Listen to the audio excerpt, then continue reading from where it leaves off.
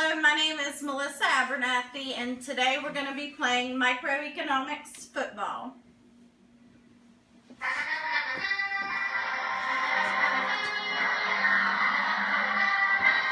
Over here on this side, we have Trish and Destiny. They are going to be Team Eagle.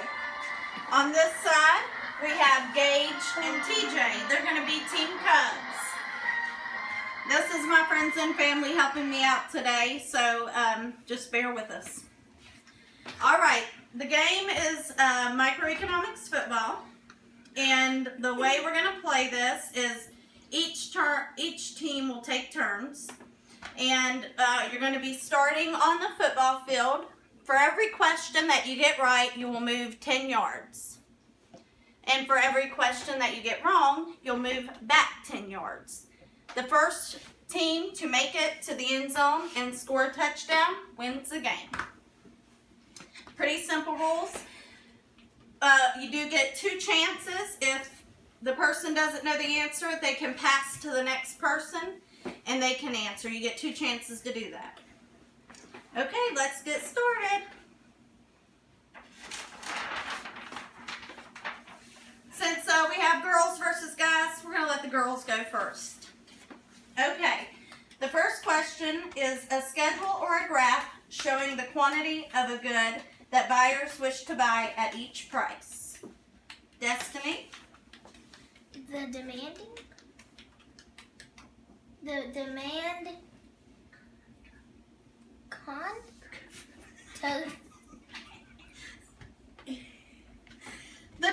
curve is correct. So Destiny, move your football 10 yards. Good job. All right, next question. TJ, this is your question. A graph or schedule showing the quantity of a good that sellers wish to sell at each price. It's kind of obvious, the supply curve. I mean, it's easy as that. That's correct. TJ, move your football 10 yards.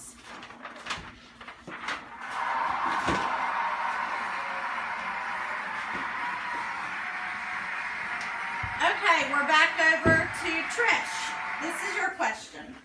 The demand curve is a blank line that tells what quantity buyers will demand at any given price. The supply curve. No, downward sloping. Downward sloping is correct. The demand curve is a downward sloping line. Okay, move your football 10 yards. All right, Gage, it's your turn. The supply curve is a blank line that tells what quantity sellers will offer at any given price.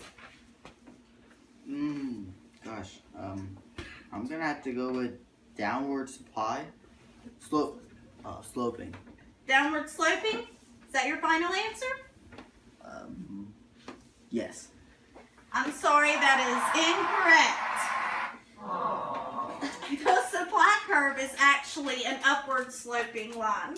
So you need to move your football back 10 yards. All right, next question. We're back over to Destiny.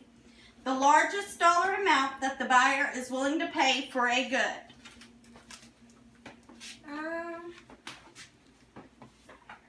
Buyer's reservation price. Good job, that's correct. All right, you guys are on the 50-yard line. You're doing good so far. All right, we're back over to TJ. The change in the quantity demanded of a good that results because buyers switch to or from substitutes when the price of a good changes. Well, I don't know if I'm right, but it might be the substitution effect. Good job, that's correct. Move your football.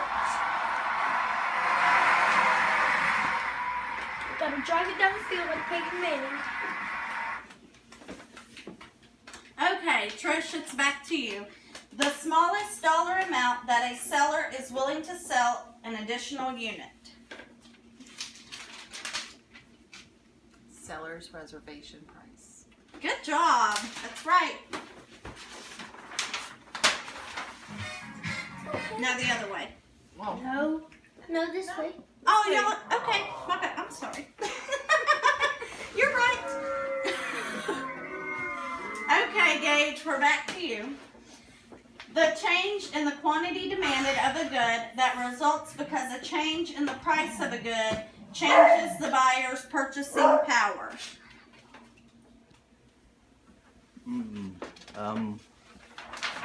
The income effect. That is correct. Go ahead and move your football 10 yards.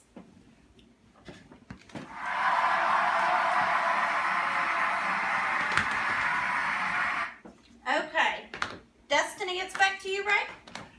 All right. This occurs in a market when all buyers and sellers are satisfied with their respective quantities at the market price. In other words, the suppliers are happy to sell at this price, and the buyers are happy to get this quantity for that price. Making market equilibrium. Very good, that's correct. Market equilibrium. Oh, I couldn't say that. Okay, TJ, we're back over here to you. In this picture, we're showing the supply curve and the demand curve, and we're looking at pizza here, the price per slice and the quantity of slices that the seller wishes to sell and the buyer wishes to buy. This is the market equilibrium right here. If they decide to sell pizza at $4 above the market equilibrium, what does that cause? Excess demand 8,000. 8,000 slices a day. That's Yeah. correct.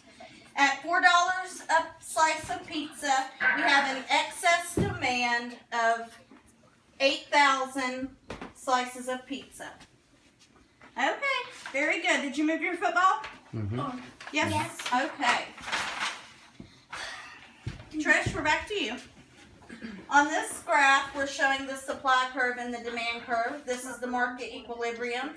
If they decide to sell pizza at $2 a slice below the equilibrium, what does that cause? excess supply of 8,000. That is correct. Oh, good for you!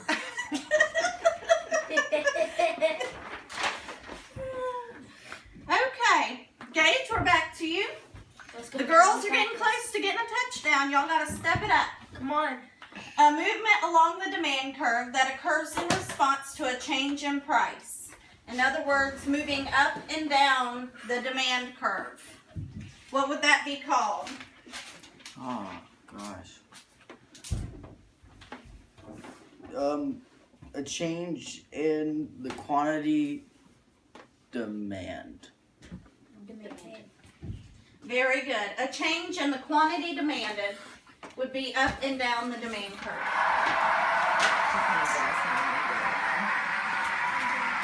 Okay, Destiny, we're back to you. A shift of the entire demand curve, meaning instead of going up and down the demand curve moves over, completely over. What would that be called? Change in demand. Very good.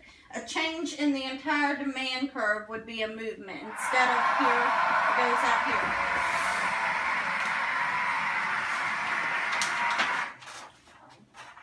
Okay, TJ, we're back to you. Yes? Yeah. Okay.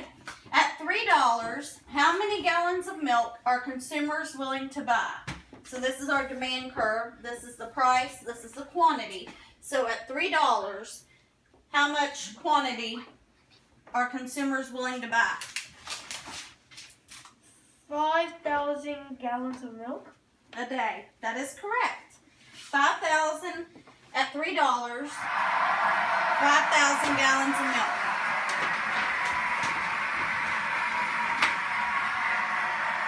Okay. Did y'all move your football 10 yards?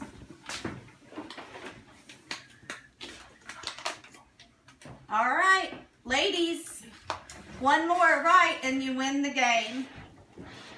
Come on, we gotta get goal line stand. Trish, the price of pencils increases.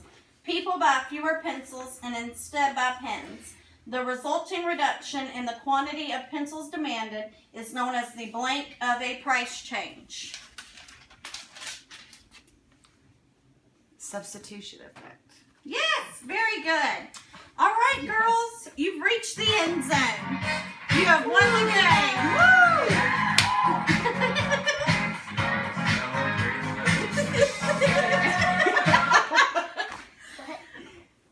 Boo. Boo. Sorry, boys. Sorry, y'all lost. Come on, man, you should have got that question I right. got you. Okay.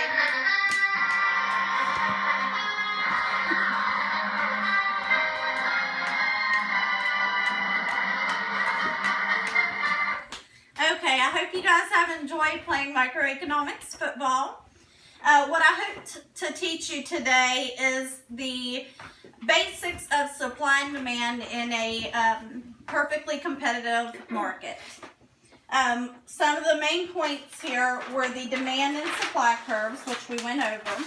A demand curve is a downward sloping line that tells what quantity buyers will demand at any given price. The supply curve is an upward sloping line, what tells what the quantity the sellers will offer at any given price. The largest dollar amount the buyers are willing to pay for a good is a buyer's reservation price. And the smallest dollar amount that a seller is willing to sell an additional unit is the seller's reservation price.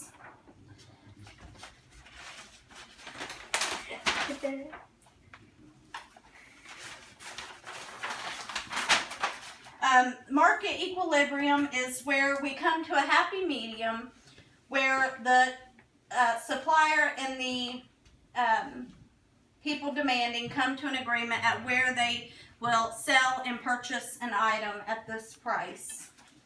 Kind of makes everybody happy. Of course, sellers want to sell it for more price, but the buyers wouldn't pay it. So we have to come to a happy medium here. If the buyer tried to sell it for a higher dollar amount, there would be an excess demand because people aren't willing to pay the higher price. And if they offered the product for a lower price, the supplier wouldn't be happy because they're not making as much money. So there has to be that market equilibrium to make everyone happy. A movement along the demand curve occurs in response to a change in price. In other words, right here we're talking about cans of tuna. So the movement along the demand curve means that at a different price, they will sell a different amount. And a change in the demand curve means that every price here that they offer it at, the demand is higher. So they have to move the entire demand curve. So at every price that they offer it, people want more. So we have to move the demand curve over.